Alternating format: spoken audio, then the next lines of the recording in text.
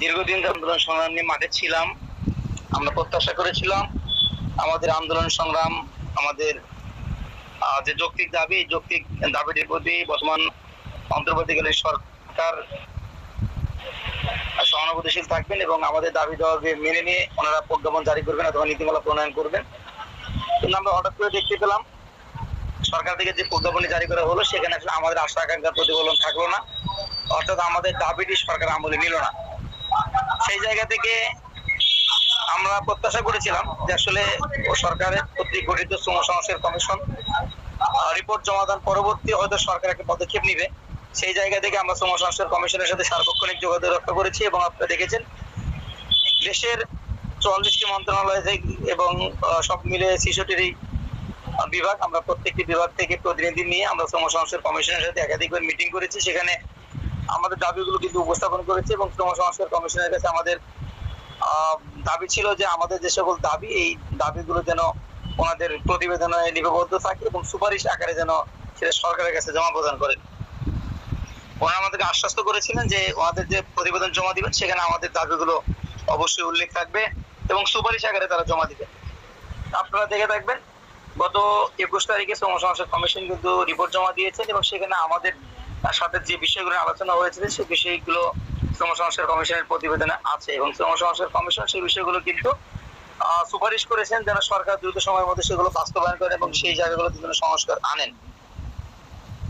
আমি একটু বিষয় বলতে চাই যে সরকার কিন্তু যখন আসলেন ক্ষমতায়, সরকার বুঝলেন দেশের বিভিন্ন জায়গায় আসলে সংস্কার প্রয়োজন, কিন্তু সরকার আসলে কোত্থেকে শুরু করবেন এই বিষয়গুলো আমরা আসলে বুঝতে পারতেছেন না। সেই জায়গা থেকে 6টা সংস্কার কমিশন করেছিলেন, তার মধ্যে আমাদের শ্রম সংস্কার কমিশন অত্যন্ত বড় পরিসরে করা হয়েছিল। শ্রম সংস্কার কমিশন রিপোর্ট জমা দিলেন, আমরা প্রত্যাশা করছি দ্রুত সময়ের মধ্যে সরকার এই বিষয়গুলো আমলে নেবেন। তা আমরা শ্রম সংস্কার কমিশনের সাথে যতবার বসেছি ওনারা কিন্তু আমাদেরকে একটা বিষয় বারবার বলেছেন যে আমরা রিপোর্ট জমা দিলে আপনাদের কাজ হচ্ছে সেই রিপোর্টকে সরকার যেন দ্রুত সময়ের মধ্যে বাস্তবায়ন করেন, সেই সুপারিশ যেন সরকার আমলে নেন। এই বিষয়টি আপনাদেরকে মাঠে থেকে আন্দোলন সংগ্রামের মাধ্যমে সরকারের সাথে একটা আলোচনার পথ তৈরি করতে হবে এবং সরকার যেন আপনাদের সাথে আলোচনায় বসে যেন আপনাদের দাবিগুলো কে যৌক্তিক ধরে নিয়ে আপনাদের দাবিগুলো যেন বাস্তবায়ন করেন।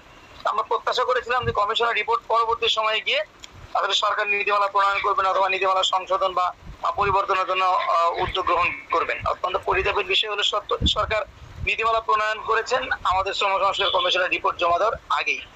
আপনারা দেখেছেন আমরা কিন্তু যে নীতিমালা বা যে প্রজ্ঞাপনটি সরকার আমাদের প্রধান উপদেষ্টা মহোদয়ের বৈশাখের উপহার হিসেবে চালিয়ে দিতে চাচ্ছেন, আমরা কিন্তু সেটাকে সম্মানের সহিত শ্রদ্ধা করে কিন্তু আমরা প্রত্যাখ্যান করেছি। কারণ আমরা পর্যালোচনা করে দেখেছি এই নীতিমালাতে আমাদের আসলে দাবি দেওয়া বা আশা আকাঙ্ক্ষার প্রতিফলন কোনোভাবেই নাই। সেই জায়গা থেকে আমরা এই নীতিমালাকে প্রত্যাখ্যান করেছি এবং আমরা দাবি জানিয়েছি অনতি বিলম্বে শ্রম সংস্কার কমিশন যে রিপোর্টটি জমা দিয়েছে এবং যে সুপারিশগুলো করেছে সেই সুপারিশগুলো দ্রুত সময়ের মধ্যে নীতিমালাতে অন্তর্ভুক্ত করে নতুন একটি নীতিমালা প্রণয়ন করার জন্য আমরা সরকারের কাছে দাবি জানিয়েছি।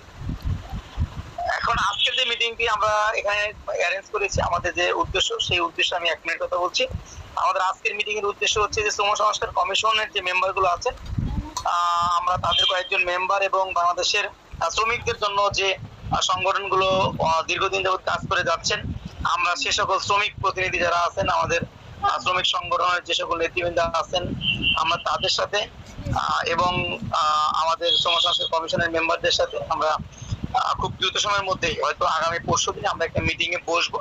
সেখানে আমরা চেষ্টা করব দেশের বিভিন্ন বড় বড় প্রতিষ্ঠান যেগুলো আছেন আমরা তাদের সমন্বয়ে চেষ্টা করবো 20 থেকে 25 জন বিচক্ষণ মানুষকে নিয়ে আমরা তাদের সাথে বসে আলোচনা করার জন্য এবং সেখানে মূল উদ্দেশ্য থাকবে বা মূল আলোচ্য বিষয় থাকবে যে দ্রুত সময়ের মধ্যে শ্রম সংস্কার কমিশন যে রিপোর্টটি জমা দিয়েছে সেই রিপোর্টটি কিভাবে বাস্তবায়ন করার জন্য সরকারের সাথে আলোচনায় বসানো হয় অথবা সরকারকে আলোচনার জন্য আমাদেরকে যেন সরকার ডাকে এই বিষয়টি নিশ্চিত করা যায়। এই বিষয়গুলো নিয়ে আমরা মূলত আলোচনা করবো। সেখানে শ্রম সংস্কার কমিশনের কি ভূমিকা হবে এবং যে সকল শ্রমিক প্রতিনিধি থাকবেন, যে সকল শ্রমিক নেতারা থাকবেন তাদের কি ভূমিকা হবে এবং আমাদের প্রতি ওনাদের কি নির্দেশনা থাকবে বা কি পরামর্শ থাকবে এবং আমরা তাদের সাথে সমন্বয় করে কিভাবে আন্দোলন সংগ্রাম পরিচালনা করতে পারি এবং কিভাবে আন্দোলন সংগ্রাম পরিচালনা করলে যৌক্তিকভাবে সরকারের কাছে আলোচনার দ্বার উন্মোচিত হবে এবং আমরা সরকারের সাথে আলোচনায় বসতে পারবো। এই বিষয়গুলো নিয়ে আসলে আমরা এই মিটিংটাতে আলোচনা করবো। সেখানে আমরা চেষ্টা করব গঠনমূলক ভাবে এবং নিয়মতান্ত্রিক প্রক্রিয়ায়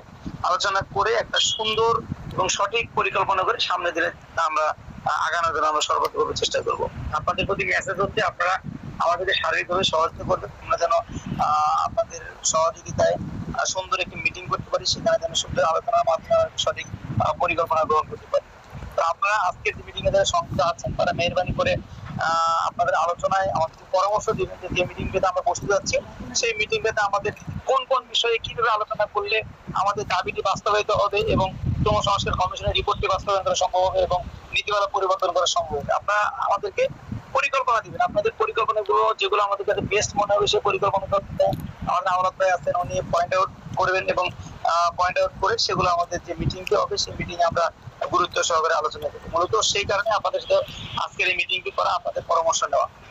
ধন্যবাদ জানাচ্ছি এবং মিটিংটি সুন্দরভাবে পরিচালনা করার জন্য আমাদের সাধারণ সম্পাদক আছেন, আমাদের আওলাদ ভাই আছেন, আপনাদের অনুরোধ করব আপনারা মিটিংটি প্লিজ কন্টিনিউ করেন। ধন্যবাদ, আসসালামু আলাইকুম।